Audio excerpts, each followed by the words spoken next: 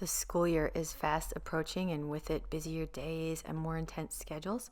And so I thought I would share with you 5 ways that I have simplified my everyday life and streamlined it over the years and made it work for me so that I can still get a lot done but feel pretty relaxed while I am doing it. At the end of the video, I'll show my favorite result I've gotten from simplifying and streamlining. It feels like real luxury.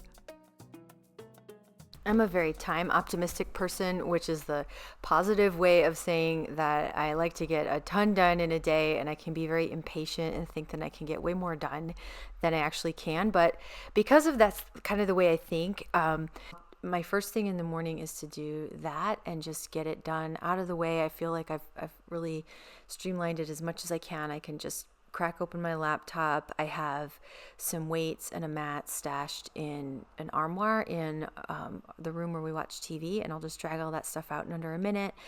And I have my workout done. I like to only do like a 30-minute workout. Anything more than that, and I feel like it kind of starts to throw the rest of my day off. Occasionally I'll do a 45 or an hour, but it has to be a special day. And once that's done, again, right before I can even think about it, just jump in the shower, get dressed. My 10-item wardrobe really helps me to get dressed really fast without thinking about it. I have a ton of videos on the 10-item wardrobe.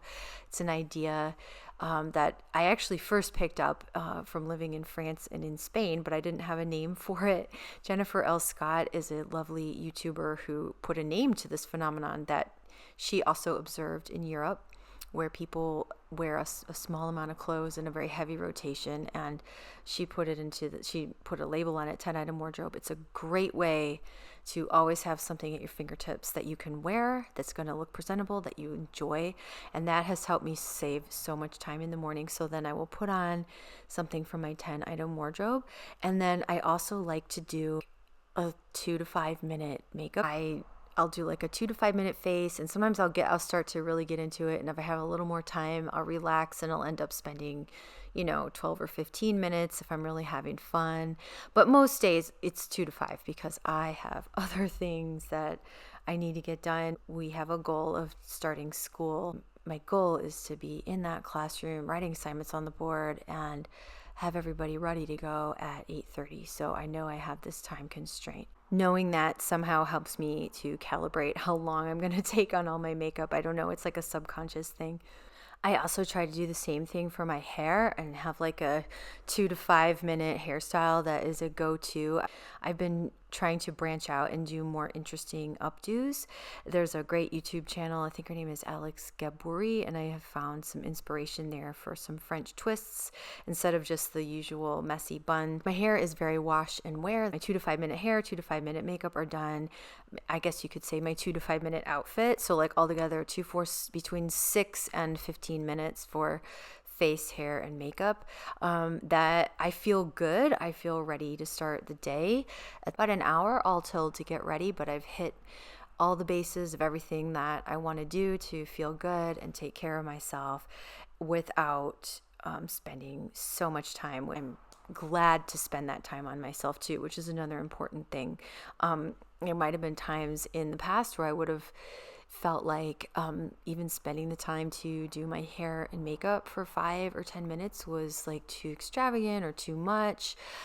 And I have realized over the years that that time is really important, and it's actually a gift to my family and to those around me too, because you really can't give of yourself until you have filled up your own cup, as it were, and taking care of your needs. And when you're feeling good, you can turn around and help other people feel good. And it took me a long time to accept that and learn that. I like to make my bed. I try to do that most mornings if I can. We are really on a campaign to get our children to make their beds in the morning, so that keeps me honest. I feel like we have to have our bed made if we're going to be harping on the kids to make sure their beds are made.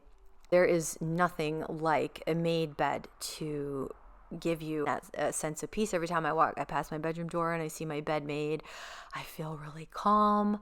I love my blue striped coverlet, so it's fun to see it. And I just, if I'm feeling tired, I can look forward to falling into my bed at night. And otherwise, it's a great pick me up. I pass by and I'm like, hey, look, I'm in my bed. Yay, good for me. Now, I do wait. I don't make it first thing in the morning because of something I read in Home Comforts, which is a great book years ago, where she talked about the importance of airing out your bed linen because, of course, at night we sweat a lot.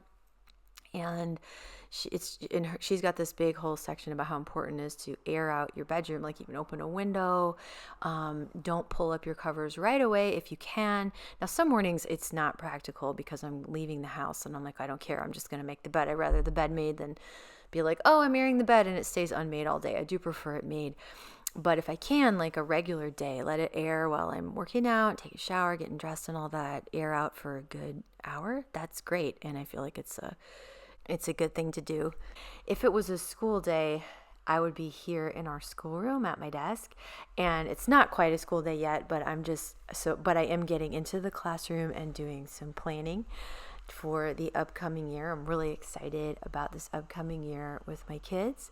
This is our third year homeschooling. We started a little bit over the years with me teaching the kids French and Spanish. We're really going to dive into it this year, and I am very excited. But I've been thinking a lot over the summer about how to work it into our schedule in a really organic way, because I really want the kids to be speaking right away, and I don't want it to be a bunch of stuffy grammar drills that they learn to hate.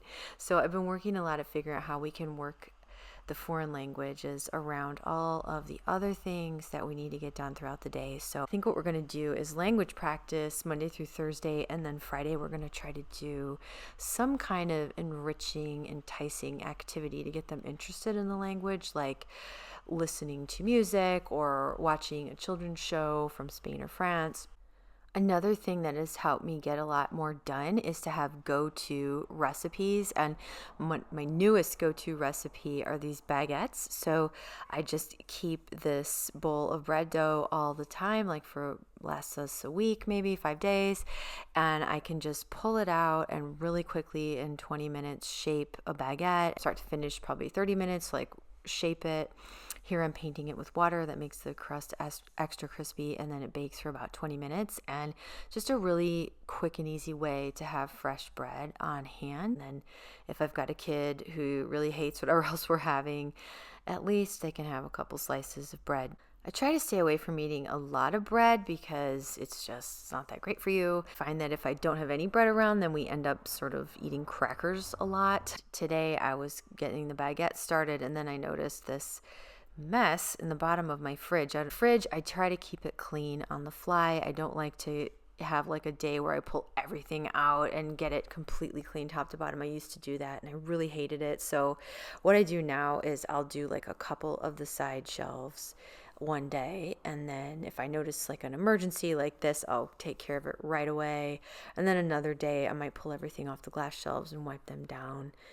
And that way the fridge stays clean all the time, and I don't feel like I have this horrible task of cleaning the fridge out and letting it get really gross because I'm dreading doing it. I just like to do a little bit at a time, definitely with that task. And I try to keep that same mentality with the whole house, and the kids definitely help out with that too. Like I've said before, I'm the housekeeper, Mrs. Hughes, and they're my staff, like in Downton Abbey. And but it's great because I really believe that when we're raising our kids, we have a responsibility. I heard this quote recently, and I can't remember where. It said like our job as parents is to transfer gradually the responsibilities of adulthood to the child. And I really feel strongly that in helping them to learn how to run and manage the house by participating in keeping it clean is a huge part of what I can do to help them get that responsibility transferred onto their shoulders slowly and gradually in a way that they can handle. When I was cleaning out the fridge, I reached for the soap and I realized that we were almost out of dish soap and also sink scrub.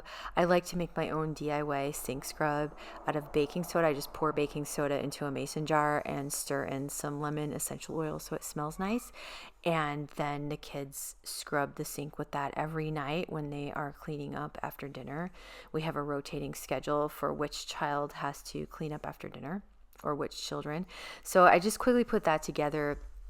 And then I also put together my DIY dish soap. I just started making my own dish soap a couple of months back. It's one of those things that I've always wanted to do, and I couldn't quite work it easily into my flow. But now I finally have. And so I'm really pleased with that. And I just whip up some more of it on the fly when I see that we're getting low. It's something that once you have the recipe down, you can do it. You can mix up the whole thing in probably under 2 minutes, from even though you have to grate a little bit of fell naphtha soap and warm it up on the stove to melt the soap flakes. I can still get the whole thing done in under 2 minutes, and that works with my flow. But for many years it didn't, and it was like all I could do to remember to buy dish soap at the store. I love that I can scent it the way that I want to. I love to do a combo of lavender and rosemary and lemon. That is like my favorite. I got the fridge cleaned out and the soaps made, and then it was time for the baguettes to come out of the oven, and it was time for me to slice them up and call the kids in to eat our little simple like charcuterie platter style lunch. Those are my favorite kind of lunches. We had some sliced baguette and some summer sausage and some sliced up apples and I think some carrots as well. After lunch, the kids folded their baskets of clothes and put them away, and I did the ironing. I do try to keep on top of it weekly. I find it is such a great pleasure to reach into my closet and have ironed clothes on hangers ready for me to wear. I just love it. And I really love doing that for my husband too, and a little bit for my kids, although most of their stuff doesn't need ironing. It's just such a nice, like, calm feeling to have a closet of ironed clothes. And as I've said many times on this channel, I enjoy doing laundry, and I really like ironing because it's kind of my time to relax and watch something on TV while I am doing it. As long as I can keep up with it on a weekly or bi-weekly basis, it doesn't get too overwhelming. It's just a few things at a time, and it's a real pleasure, instead of when I do let it pile up and it's too much, then it becomes a real chore and I like avoid it. But if I can keep on top of it and just do a little bit, teeny little bit, it's really just it's fun, as fun as housework can be. And that's really my goal always, is to keep on top of everything by doing a little bit every day. And my kids are a big help with that now that they're older, but it's kind of like school. Like, you can't cram for the test at the last minute. It doesn't ever really work that well. And I find it's the same with housework, but like school, if you do a little bit every day, then before you know it, you're looking back and you have accomplished a heck of a lot. And it felt, I'm not going to say effortless, but as effortless as these things can be or can feel. So I love it when I can get there in my mind. It really starts in my mind to like keep on top of these things and just do a little bit of this, a little bit of that, a little bit of the other thing. After I ironed, I went straight upstairs and made myself hang everything up right away. Sometimes I have a bad habit of letting iron clothes sit on the ironing board, cluttering up the room, but I forced myself upstairs. And since it was only a few things, it just took a minute or two to get everything hung up and in my closet and in my husband's closet, and a couple things for my kids folded in their drawers. And then that was done, and it felt really good to have that task done. I get the same feeling out of seeing a closet of pressed clothes that I can wear as I do when I pass by my room and I see the made bed. It's just a great feeling. It's a very comforting feeling. It helps me stay calm. It really helps my equilibrium as I go about my day. And I think it helps me handle all the things that life can throw at us. Well, thanks so much for watching, and I hope that if you like this video, you will like it. It helps it spread to more people. Really appreciate all of you watching my channel. All of your comments, all of your likes mean the world to me. They really do. And I will really look forward to hearing in the comments about how you handle systems and routines. And I hope that some of my ideas or opinions helped you out as well. And I will see you again next week. Take care. Bye for now.